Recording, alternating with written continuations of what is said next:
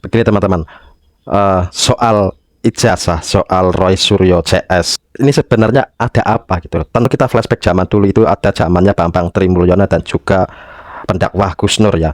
Itu ketika waktu itu berarti masih Bapak Jokowi itu masih menjabat menjadi presiden, itu langsung gercep, Bapak polisinya itu langsung gercep, langsung menangkap dua orang itu karena terkait ujaran kebencian. Nah kalau sekarang Roy Suryo CS itu ujaran kebenciannya itu sudah terlalu banyak, tapi kok belum ditangkap, belum ditahan, belum dipenjarakan.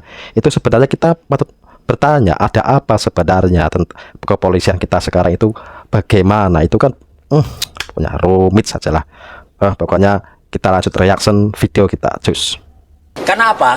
Yang kami laporkan adalah dua hal yang sangat penting. Yang pertama adalah yang telah kami bukukan secara ilmiah.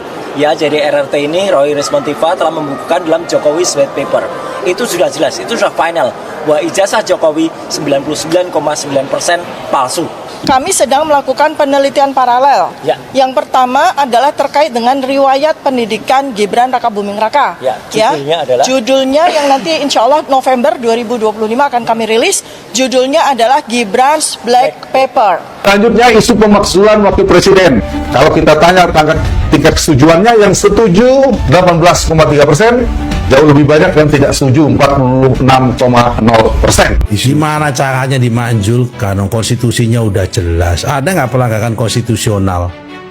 Cara untuk memanjulkan itu kan panjang cerita, harus terbukti pelanggaran konstitusi Undang-Undang Dasar 1945. Menurut penasihat khusus Presiden bidang politik dan keamanan, Wiranto, Prabowo tidak akan terburu-buru merespons desakan tersebut. Ia menekankan bahwa perbedaan pandangan di masyarakat adalah hal yang wajar dan tidak seharusnya memperkeruh situasi bangsa. Nah teman-teman semuanya, kali ini saya ada sebuah video yaitu tentang Roy Suryo CS Tivarismon yang mengkorek-korek selalu ijazahnya Bapak Joko Widodo. Kemudian ada juga video yaitu pemakzulan Mas Wapres kita, Mas Gibran ya. Bagaimana videonya ini, kita saksikan saja, nggak usah banyak panjang dan lebar karena sudah bosan semuanya ya tentunya. Kita saksikan videonya seperti apa, let's go. Selanjutnya isu pemakzulan wakil presiden. Kalau kita tanya tingkat kesetujuannya, yang setuju 18,3%, jauh lebih banyak yang tidak setuju 46,0%. Direktur Eksekutif Poltreking Indonesia, Hanta Yuda menyebut mayoritas masyarakat tidak mengetahui isu pemakzulan Gibran. Sebanyak 50,5% tidak mengetahui dan hanya 38% yang mengetahuinya, ungkap Hanta Yuda dalam rilis hasil survei Poltreking TV dikutip pada Selasa, 21 Oktober 2025. Kemudian kalau kita tanya tingkat kesetujuannya, yang setuju 18,3%, jauh lebih banyak yang tidak setuju, 46,0%, sambungnya.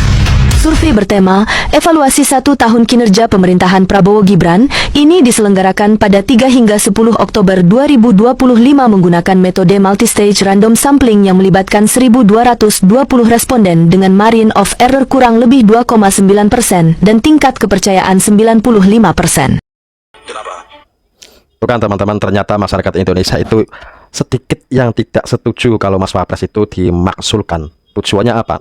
Nanti apabila Mas Wapres ini dimaksulkan, terus mau diganti siapa? Apa jangan-jangan ada permainan di belakang ini semua? Kita nggak tahu ya. Kita saksikan sajalah videonya. Terus lanjut. Gimana caranya dimanjulkan? Konstitusinya udah jelas. Ada nggak pelanggaran konstitusional? Cara untuk memanjulkan itu kan panjang cerita, harus terbukti pelanggaran konstitusi Undang-Undang Dasar 1945. Bukan apa yang dikatakan itu benar. Mau memaksulkan itu dasarnya apa? Apakah ada pelanggaran undang-undang atau gimana ya? Tapi ini yang protes kan, yang mengajukan kan juga tentara-tentara senior. Yang mengajukan siapapun boleh, ya kan? Tapi sekarang dengan aturan main yang baru ini, dengan Undang-Undang Dasar 1945 yang baru ini, bahwa presiden itu sudah nggak bisa lagi dijatuhkan di tengah jalan hanya karena suka tidak suka atau karena politik, tapi murni karena pelanggaran konstitusional. Ya kan? Nah sekarang pembuktian pelanggaran konstitusional pertama dimulai dari mana? Pertama ya dari DPR ke MPR. Habis itu MPR pun nggak bisa selama tidak ada judgement dari MK. Jadi ya ini bagian dari kritik aja lah menurut saya. bagian dari kritik terhadap pemerintah supaya lebih perform dalam menjalankan pemerintahan itu aja.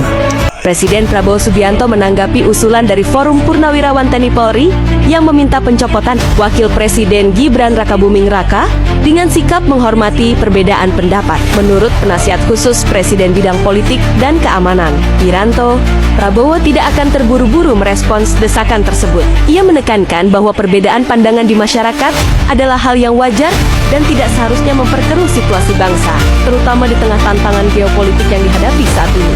Prabowo memilih untuk tidak langsung menanggapi usulan tersebut demi menjaga stabilitas nasional.